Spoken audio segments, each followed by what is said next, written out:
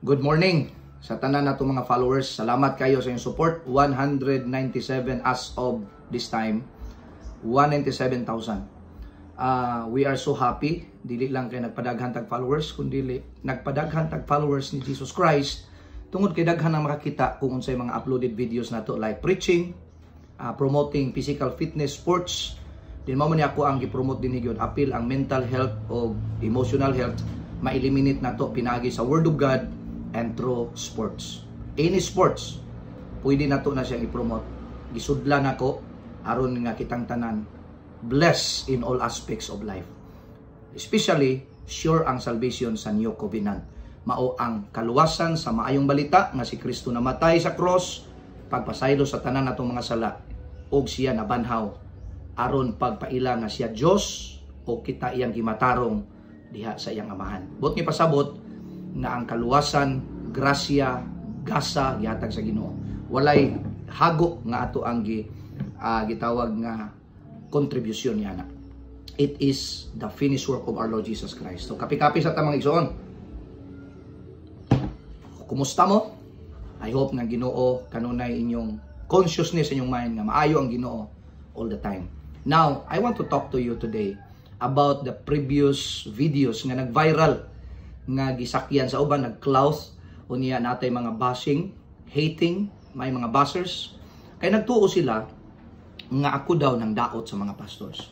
Kung nakakita mo sa akong video, katong pirmiro gyud nako nga video, I am not against tithing. Okay? Kay diri sa among church naay tithing. Pero dili Mosaic covenant or law of Moses. Because we are not part of the old covenant of law. Because para na sa Sadyo, para sa Levites rana sa mga priest. Before the law, naanay Abrahamic covenant. Unya pasok tang tanan ana Jew and Gentiles. Because Abraham is a father of all nations. Unya si Abraham ang unang naghatag ang difference between Mosaic covenant and Abrahamic covenant. Before the law of Moses, nanay Abrahamic covenant. Ug ang Abrahamic covenant wala siya nihatag aron i-bless. Mihatag siya kay blessed na siya, di ba daog na siya sa gubat. Kuha siya tent sa iyang gidaog o gihatag niya. Wa siya napugos because that is personal conviction and personal revelation. Ang paghatag sa tithes dili mandatory, sama sa old covenant mindset nga mandatory. Bring all your tithes and offering into the storehouse aron dunay makaon dito. Sa Abrahamic the same, nihatag siya sa pinaka priest mao si Melchizedek. Okay? And Melchizedek wala siya record nga kinsay ginikanan. Wala siya sinugdanan, wala siya katapusan. Moses, Mosaic, Abrahamic covenant. Diri ang New Covenant. Ang New Covenant similar sa Abrahamic covenant. Kay si Christ man ang administrator sa New Covenant. He is our administrator. Siya ang nagdala sa New Covenant. Og ang New Covenant nagsugod adtong pagkamatay ni Kristo ug pagkabanhaw niya. Labi na katong pagkabanhaw. Kay ang kamatayon part of the law man na kay si Jesus Christ nabuhi man siya. Part siya sa law of Moses. Now, we need to study about covenants. Kay daghan kayog mga covenants ang Bible na ang Ginoo, He deal with people by covenants. God never changed in the Old Testament and in the New Testament. He never changed, but the covenant changed. Giunsa ang dispensation, o we are all now in the dispensation of grace, not in the dispensation of law. Nakasabot ang mga theologian na. Now, balik na. Are you believing, Pastor Luther, about tithing? Yes, in the Abrahamic covenant. But most of all, gusto na ko ipasabot to clarify this topic here in social media. Kay dahil mga basher nga wala kasabot, nagtuo sila ng daot daw kus mga pastor. Una, wala ko'y ginganlan nga pastor. Wala ko'y ginemdrop. Wala church or organization nga akong ginemdrop. Dili ko mang daot o pastor. Kay pastor man po ko. Nakuha ninyo? I love pastors. Amigo na ko mga pastors. Ang uban lagi mga pastors mo, hindi mga amigo na ko.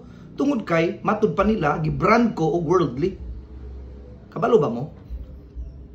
Before ni nga nag-viral ng mga videos na ko, nag-viral na ko before. Gidaot ko, gi-clout ko sa usa ka pastor from Manila, Davao. Giyaga-yagaan ko, gimak ko. Worldly kuno ko, kay nisayaw ko sa simbahan. Nya dili to among church. Sa lahi to nga church, pero gidipinsaan ako ang pastor dito. Wala na ko gidaot. Dili to among church ha. Giyaga-yagaan ko, gibas ko sa Christian community. Na akong now, in viral, na akong ngalan dito, ginganlan ko. Pero never nga naay nag-comment nga pastor nga mingdapig o milaban ako. And yet karon ingnon ko nga nang daot sa mga pastor. Sultian ta mo mga kaigsunan, I'm speaking of truth here about tithing. Kay na-slave ang mga tao sa old covenant mindset nga ginapuwersa, ginapugos ang uban pagani na pay mga first fruits. Di na ko mangilabot anak kay dako na nga topic. Kung naamoy kasinatian ngayon ani, be free from Christ. Ngano man gipahigawas ta ni Kristo. First fruits tanang sweldo sa January. Now sorry to tell you this, kung naigo mo ani, kamo masuko gyud mo. Pero nagsulti kus kamatuoran. Mga kaigsuonan, naa na ta sa New Covenant. Similar ang Abrahamic Covenant. Wala nagpasabot nga wala ko sa Old Covenant of Law, di ta mutuo sa Old Testament because all scriptures is God breathed. Wala nagpasabot nga na wala ta mituo sa Old Covenant, gipili-pili na to ang bersikulo sa Bible. Gikuhaan, gidugangan, dili man nato kuhaan og dugangan, giinterpret lang og tarong, gihubad og tarong according to context, according to maghubad gyud kag Bible kinsay gisulatan, nganong gisulat, ug unsay purpose sa nagsulat. Dapat ingon ana ang atong investigation ug ato siyang dalon sa ilang culture ug context.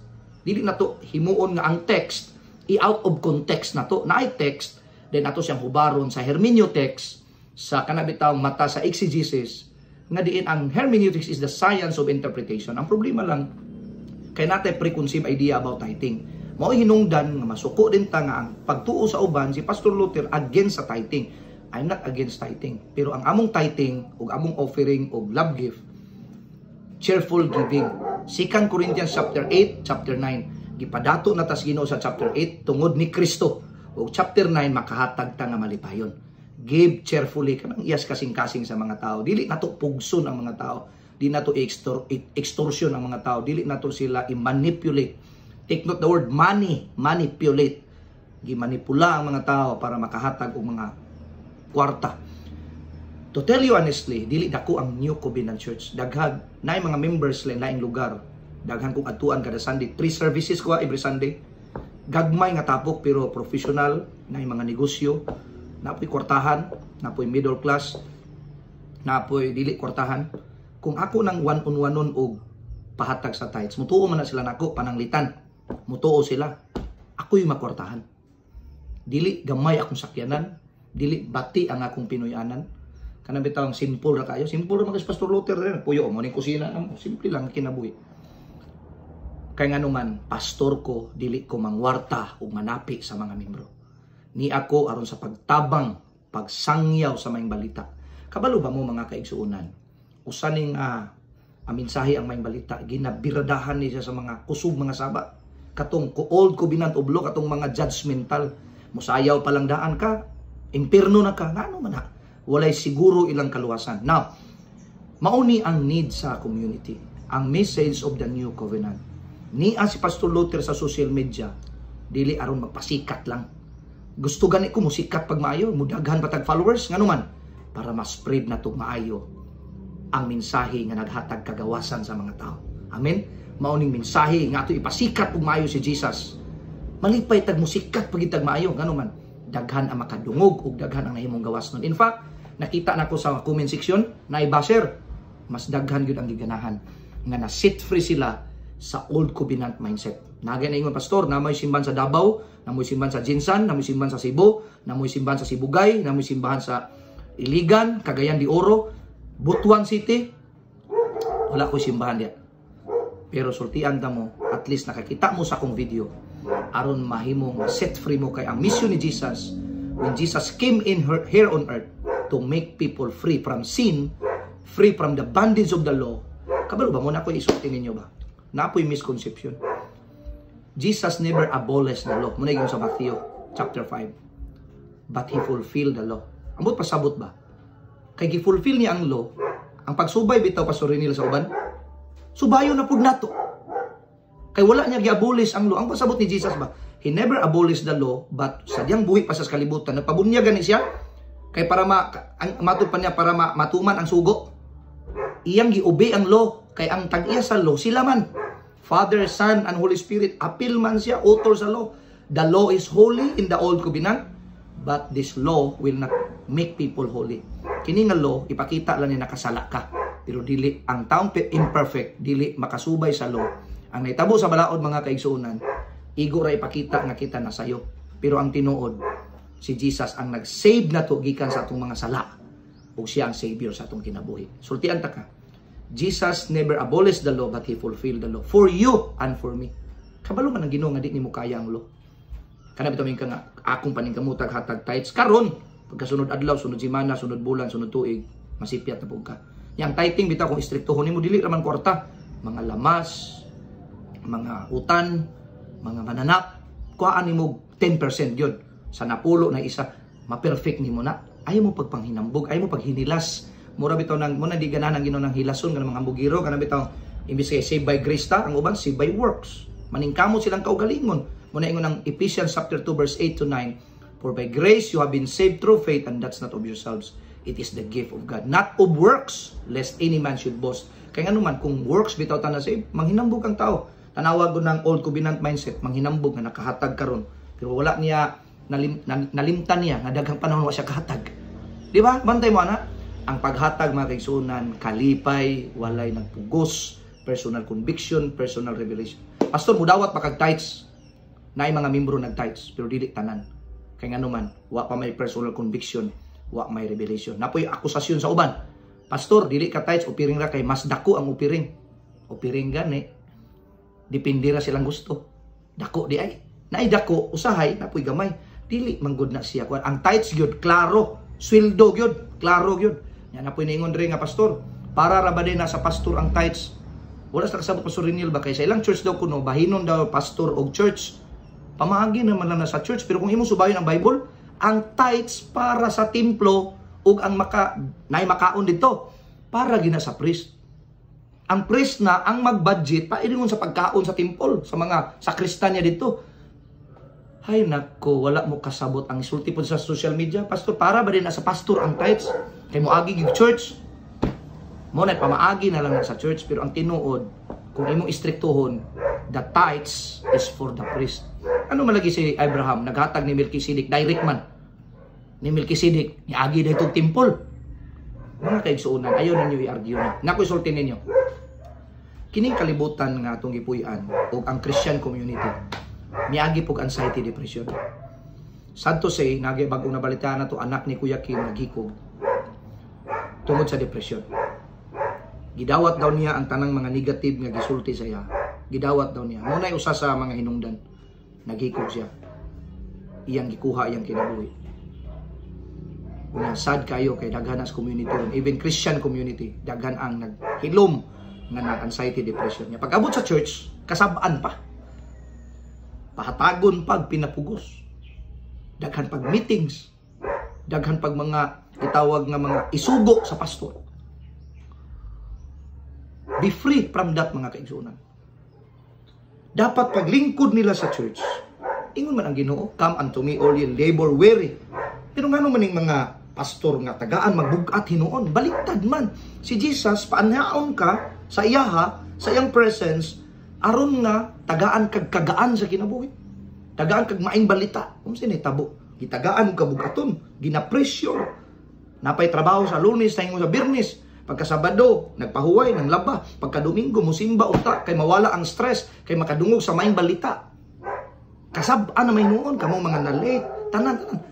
Yang uban ni Akyos bitaw ni pastor, di man na sa mga saba sa church. Nagbadlong magug ko simbahan, nagtudlo magug ko. Kung naay sayop ako magong badlongon, pero sultian naga ang mensahe sa maing balita, dili kasaba. Dapat mag-inspire, mag-lift up, mag-uplift sa mga tao. Nganuman, problematic na mga tao, wa man kay labot ang pastor bitaw man si labot sa mga sayop sa mga membro.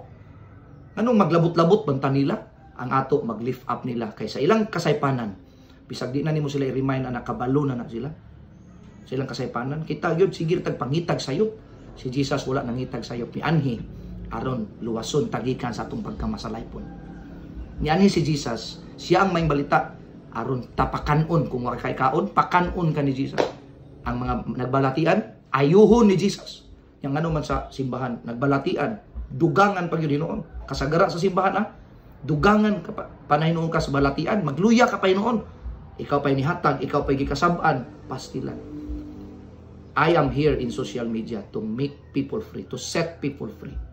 Just like what Jesus did. Kay kita, natakdan ta ni Jesus because the gospel is Jesus. He is Jesus the Christ. Siya tong Savior o siya ang nag-set free ka natong tanan. Higala o igsuon. Salamat sa iyong paglantaw. Wala siguro na ako mapasabot ang tanan. I hope and I pray. Wala ko mang daot sa pastor. I-clarify na akong tanan. Kung nadaot manggaling ka, sadyang daot lang yun siguro. Bato-bato sa langit. No? Disclaimer. Dili ni para imo o para kinsa ni nga mensahe. Pero gipost na ko ni sa ako ang account. Kay mo ni mensahe nga tarong. Tama na mensahe. Kung naligsan ka, sorry. Wala na ko natuyua. Naligsan lang yun siguro ka. Basing nasakitan ka, nahalangan ka, naigo ka. Pero never kang mention personal. Wala ko'y kaso anak. Sultian ta mo. Before ako'y gidaot pero wala inilaban ako. Karon wala ko'y gidaot. Muna suko kayo mo. Ayaw mo kasuko. Nako. Wala ko mangunsa ninyo. I'm just speaking the truth. Unya gisulti na ko si Jesus. Lain pa ako mga kaigsuunan. Kining social media ako ning gamiton pag-spread. Naidaghang panahon nga paluyahon ko sa baser. Paluyahon ko. Hallelujah. Pero di ta magluya-luya. Naaman ang grasya sa Ginoo. Ipaluya ta sa baser nga ipahunong tagwali dinhi. Nagay musulti na ko. Hunong man na pastor. Kay mahunong man lang pagpanapi. Hunong na anak. Napoy mo yung pastor, nganong sige raman ka og tithing imong giwali karon naman gani ni. Before daghang kugwali dia. Kaluwasan, subscribe mo sa YouTube. Kay naa dito mga full video sa wali, napoy mga sports na ako dito. Sultian ta mo mga kaigsunan, love na ako mga pastors. Pero ang problema, kining mga pastors mo nang daot na to i-drag down ta nila. Pero di ta ma-down. Kay naman si Jesus nag-lift up ka na to. Salamat sa inyong paglantaw. I hope nga nakasabot mo nga video. Murag taas-taas na gini. Ang Diyos magapanalangin kaninyo. Ayaw gyud mugtuo sa mensahe sa paghatag og kabug-aton. Tanan nga naghatag kabug-aton sa tao dili na iya sa Ginoo. Ang iya sa Ginoo hatag kagaan. Naghatag prosperity. Dili prosperity gospel kun dili i-prosper tas Ginoo. Ang Diyos magapanalangin ka nato. Kung dunay mga giver kayo, I'm not against. Ang uban pa yung dalo ka nga pastor, no? Ang church sa New Covenant Church dili may dalo. Pangutan-an ninyo ang mga kailang Pastor Luther. Dili dalo sa Pastor Luther. God bless.